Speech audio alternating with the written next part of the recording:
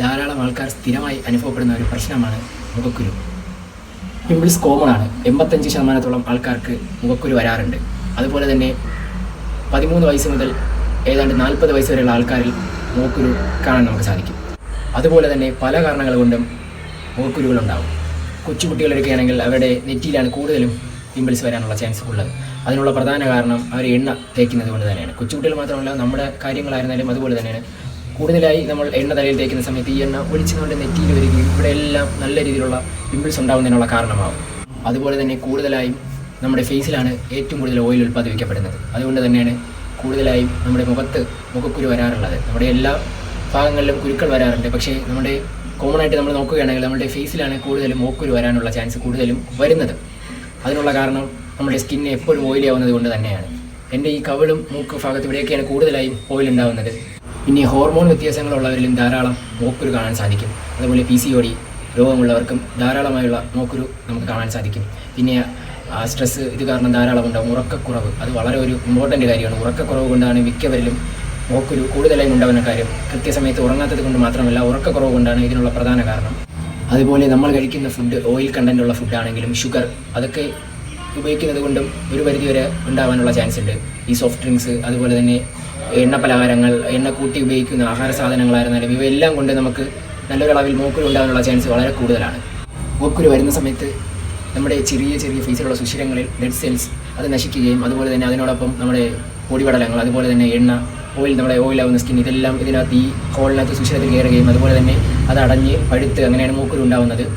ഇത് ഉണ്ടാകുന്നത് കൊണ്ടാണ് നമ്മുടെ സ്കിന്നെ എപ്പോഴും വാഷ് ചെയ്യാൻ പറയുന്നത്. അതുപോലെ തന്നെ നമ്മുടെ സ്കിന്ന് ഓയിൽ സ്കിന്നായാലും അതുപോലെ തന്നെ ഡ്രൈ സ്കിന്നായിരുന്നാലും നമ്മുടെ സ്കിന്ന് ഇടയ്ക്കിടയ്ക്ക്, അതായത് ഒരു 2-3 മണിക്കൂർ ഇടവിട്ട് കണ്ടിന്യൂ വാഷ് ചെയ്യാൻ ശ്രമിക്കുക. പിന്നെ ആവി കൊള്ളുന്നത് വളരെ നല്ലൊരു കാര്യമാണ്. ഇപ്പോൾ രാവിലെ ഉറക്കം ശേഷം ഒരു 5-10 മിനിറ്റോ കുറച്ച് ആവി കൊള്ളുന്നത് വളരെ നല്ലതാണ്. അതുപോലെ തന്നെ നമ്മൾ ഉറങ്ങാൻ കിടക്കുന്നതിന് മുന്നേ ഒരു 5-10 മിനിറ്റോ ആവി കൊള്ളുന്നത് വളരെ നല്ലതാണ്. നമ്മുടെ സ്കിന്നിന് വളരെ നല്ലതാണ്. അത് മുഖക്കുരു മാറുന്നത് മാത്രമല്ല, സ്കിൻ ഗ്ലോ ആവുന്നതിന് ഒരു കാരണമാണ്. അപ്പോൾ അതെല്ലാവരും ഒന്ന് ശ്രദ്ധിക്കുക. അതുമാത്രമല്ല, നമ്മുടെ സ്കിന്ന് കൂടുതലും റബ്ബ് ചെയ്യാതിരിക്കാൻ ശ്രമിക്കുക. വാഷ് ചെയ്യുന്ന ടൈമിലായിരുന്നാലും അല്ലാത്തപ്പോഴും. അതുപോലെ തന്നെ സ്ക്രബ് ചെയ്യാതിരിക്കുക. അത് നമ്മുടെ സ്കിന്നിന് നല്ലതല്ല. ആദ്യം നമ്മുടെ സ്കിന്ന് നല്ല ഗ്ലോ ആയിരിക്കും. അതുപോലെ തന്നെ കുറച്ച് കാലം നല്ല ബ്രൈറ്റനിങ് ആയിരിക്കും സ്ക്രബ് ചെയ്യുന്ന സമയത്തൊക്കെ. അതിനുശേഷം പിന്നെ നമ്മുടെ സ്കിന്ന് വളരെയധികം നമുക്ക് തന്നെ വിഷമാവുന്ന രീതിയിലുണ്ടാകും. കാര്യം നമ്മുടെ സ്കിന്ന് നല്ല രീതിയിലുള്ള ചുളുക്ക് വീഴാനുള്ള ചാൻസ് വളരെ കൂടുതലാണ്. ഈ സ്ക്രബ് ചെയ്യുന്നവരായാലും അതുപോലെ തന്നെ ഈ റബ്ബിങ് ഫേസൊക്കെ നല്ല രീതിയിൽ റബ്ബ് ചെയ്ത് വാഷ് ചെയ്യുന്നവരുടെ സ്കിന്നൊക്കെ നല്ല രീതിയിൽ ചുളുങ്ങാനുള്ള ചാൻസ് വളരെ കൂടുതലാണ്. അത് കഴിയുന്നതും റബ്ബ് ചെയ്യാതെ നോർമലായിട്ടുള്ള രീതിയിൽ ഫേസ് വാഷ് ഉപയോഗിച്ചോ അല്ലാതെയോ കഴുകാനായി ശ്രമിക്കുക.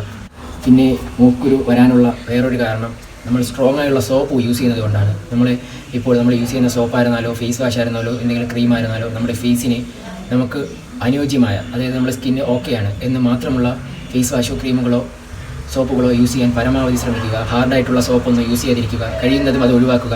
അതുകൊണ്ട് തന്നെയാണ് നമ്മുടെ സ്കിന്നിൽ പല പ്രശ്നങ്ങളും ഉണ്ടാകുന്നത്. മുഖക്കുരു മാത്രമല്ല, ഈ ഒരുപാട് പ്രശ്നങ്ങളുടെ കാരണം ഈ ഹാർഡായിട്ടുള്ള സോപ്പ് നമ്മൾ യൂസ് ചെയ്യുന്നത് കൊണ്ടാണ്. നമ്മുടെ സ്കിന്നിന് അനുയോജ്യമായ ഒരു സോപ്പ് നമ്മൾ സെലക്ട് ചെയ്യുക. അത് ഓക്കെ ആണെങ്കിൽ അത് നമ്മൾ കണ്ടിന്യൂ ചെയ്ത് യൂസ് ചെയ്യുക. അതുപോലെ തന്നെ ഫേസ് വാഷിൻ്റെ കാര്യമായിരുന്നാലും നല്ലത്. നമുക്ക് ഓയിൽ സ്കിന്നായിരുന്നാലും അതുപോലെ തന്നെ ഡ്രൈ സ്കിന്നായിരുന്നാലും അതിന് പ്രത്യേകിച്ചുള്ള 2 കണ്ടൻ്റായിട്ടുള്ള കിട്ടും.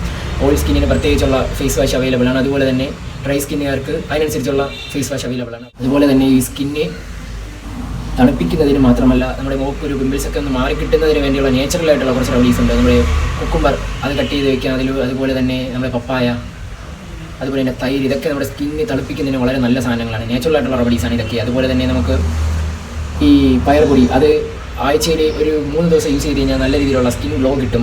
ഗ്ലോയ്ക്ക് പുറമേ നമ്മുടെ സ്കിന്നിൽ മുഖക്കുരു ഉണ്ടാകത്തില്ല എന്നാണ് പറയുന്നത് പയർപൊടി. അത് പണ്ടും പറയാറുണ്ട്, ആൾക്കാർ യൂസ് ചെയ്യുന്നവരുണ്ട്. പക്ഷേ അത് ഒരുപാട് ബ്രൈറ്റിംഗ് ആവുമെന്ന് ചോദിച്ചാൽ ആവില്ല. പക്ഷേ എന്നാലും നമ്മുടെ മുഖത്തുള്ള പിമ്പിൾസ് ഒരു പരിധി വരെ കുറയും. അതുപോലെ പ്രധാനമായി എടുത്തു പറയുന്ന ഒരു കാര്യം bakery items, soft drinks, sugar items, അതുപോലെ എണ്ണ പലഹാരങ്ങൾ, ഇത് കഴിയുന്നതും ഒഴിവാക്കാൻ, അല്ലെങ്കിൽ അതിൻ്റെ ഉപയോഗം കുറച്ച് വരിക. പ്രധാനപ്പെട്ട കാര്യം അതുകൊണ്ട് തന്നെയാണ്. നമ്മുടെ സ്കിൻ ഇൻഫ്ലമേഷൻ ആവുകയും നമ്മുടെ സ്കിന്നിൽ ഒരുപാട് മങ്ങുകയും ചെയ്യും. നമ്മുടെ സ്കിന്ന് ഗ്ലോയിങ് ആകത്തില്ല. ഇത് ഉപയോഗിക്കുന്നത് വഴി നമ്മുടെ സ്കിന്ന് ഗ്ലോ ആകത്തില്ല. നമ്മൾ എന്ത് പ്രോഡക്റ്റ്സ്, ഇപ്പോൾ ബ്യൂട്ടി പ്രോഡക്റ്റ്സ് ആയിരുന്നാലും നമ്മൾ ഫേസ് വാഷ്, അങ്ങനെ ബ്യൂട്ടി പാർലറിൽ പോയി എന്തൊക്കെ ചെയ്താലും ആ ഒരു ടൈമിൽ മാത്രമേ നമുക്ക് ആ ഒരു ഗ്ലോ കിട്ടത്തുള്ളൂ. നമ്മൾ കഴിക്കുന്ന ഫുഡിൽ പ്രധാനമായിട്ടുള്ളൊരു കാര്യം തന്നെയുണ്ട്. നമ്മൾ കഴിയുന്നതും ഷുഗറായിട്ടുള്ള കണ്ടൻറ്റുള്ള ഫുഡ്, അതുപോലെ തന്നെ ഓയിൽ, അതുപോലെ തന്നെ നമ്മുടെ സോഫ്റ്റ് ഡ്രിങ്ക്സ്, അതുപോലത്തെ എല്ലാം കംപ്ലീറ്റ് കഴിയുന്നതും ഒഴിവാക്കാൻ ശ്രമിക്കുക. അല്ലെങ്കിൽ അതിൻ്റെ ഉപയോഗം കുറച്ച് വരിക. എനിക്ക് നല്ലൊരു സ്കിൻ നിങ്ങൾക്ക് മെയിൻറ്റെയിൻ ചെയ്യാൻ സാധിക്കും. അപ്പോൾ ഈ പറഞ്ഞ കാര്യങ്ങളെല്ലാം തന്നെ നിങ്ങൾ ശ്രദ്ധിക്കുകയാണെങ്കിൽ മുഖക്കുരു എല്ലാം മാറി നല്ല സ്കിന്നാവും. അപ്പോൾ ഈ വീഡിയോ ആവശ്യമുള്ള നിങ്ങളുടെ ഫ്രണ്ട്സിന് എല്ലാവർക്കും ഷെയർ ചെയ്യുക. അതുപോലെ ലൈക്ക് ചെയ്യുക, സബ്സ്ക്രൈബ് ചെയ്യുക. മറ്റൊരു വീഡിയോയുമായി വീണ്ടും കാണാം. ബൈ.